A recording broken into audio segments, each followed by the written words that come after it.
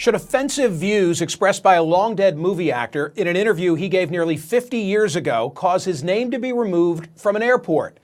That question has been raised about the John Wayne Memorial Airport in Santa Ana, Orange County, California, near Disneyland, 35 miles south of Los Angeles.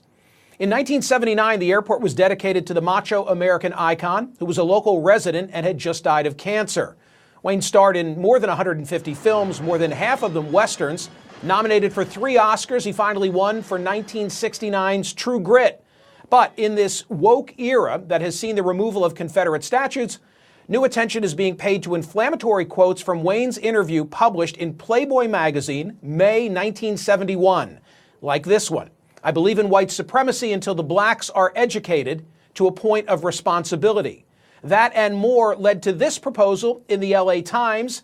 It's time to take John Wayne's name off the Orange County Airport. Its author is LA Times columnist Michael Hiltzig. He's here to explain. Also here to respond is Ethan Wayne, the 6th of John Wayne's 7 children. He himself acted in several movies with his late father.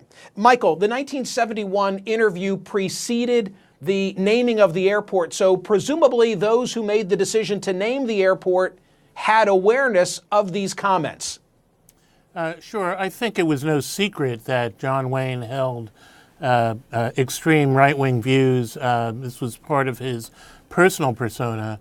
The airport was named after him really not because there was any public clamor or community clamor to honor him, but it was part of a political deal so that the airport could get expanded. And the one political leader who opposed that agreed to this deal if John Wayne's name would go on the airport. That's how this happened. How much of this debate, this conversation, is due to the fact that there have been some real significant changes, politically speaking, in Orange County? You mentioned Orange County to me. I think of the sort of the heart of rock-bed conservatism and republicanism. I think of Yorba Linda, Richard Nixon. I think of the John Birch Society having come out of that area. But it's changed. It's changed dramatically. In fact, the old Orange County was the Orange County we think of from 1971. It was the hive of rock-ribbed conservative republicanism that was exemplified, in fact, by the political views of John Wayne. That Orange County does not exist anymore. It's much more diverse politically. Minorities, ethnic groups have a much stronger voice in Orange County today than they did then. And as we saw in November, when the last remaining Republican members of Congress were turfed out by the voters, it's become right now a 100% Democratic delegation in Congress. Is it fair, looking through a 2019 lens, to hold John Wayne accountable for things that he said in 1971? Yeah, I think the fact of the matter is that the views that he expressed in 1971, I think were extremist even for 1971. That was not a prehistoric period. As I pointed out in my column, the civil rights movement was at high tide at that point. Martin Luther King had been assassinated just 3 years before. In 1964 and 1965, we had federal legislation for civil rights. Rosa Parks refused to give up her seat on the Montgomery bus in 1955. So these things were all in the air, and I think John Wayne was reacting to that movement. He wasn't expressing an old view. He was reacting to the advances that we were seeing in the civil rights movement. Michael Hiltzig, thank you. Joining me now to respond is Ethan Wayne, who's not only John Wayne's son, also president of the John Wayne Enterprises and director of the John Wayne Cancer Foundation. Ethan, this is some real tough stuff. I don't know that you're going to try to defend the words, but let's at least let folks see what they were. Relative to gays, can we start with that? Your father quoted in Playboy Magazine, if we can put that on the screen, as saying the following: Americans will be completely fed up with these perverted films. He's then asked, well, what do you consider perverted? He talks about Midnight Cowboy, a story about 2 fags, and thinks that qualifies. Relatives to blacks, people of color, but we can't all of a sudden get down on our knees and turn everything over to the leadership of the blacks. I believe in white supremacy until the blacks are educated to a point of responsibility. And then with regard to Native Americans, one more of these, I don't feel we did wrong in taking this great country away from them, if that's what you're asking. Our so-called stealing of this country from them was just a matter of survival. There were great numbers of people who needed new land, and the Indians were selfishly trying to keep it for themselves. And I did read the full interview because I didn't want to take anything out of context. Respond to that. Well, thank you for having me on and letting me respond. I think you do have to go to the context of that entire interview. This is an interview that took place over 2 days, and I believe the transcript was about 8 hours long.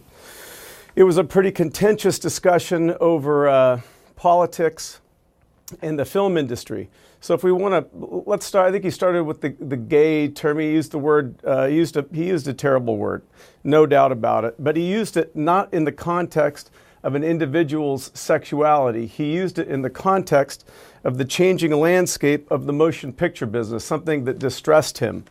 My father worked in Hollywood for 50 years, and Hollywood is probably, one of the most progressive and diverse communities on earth. He didn't care what race, gender, sexual orientation you were.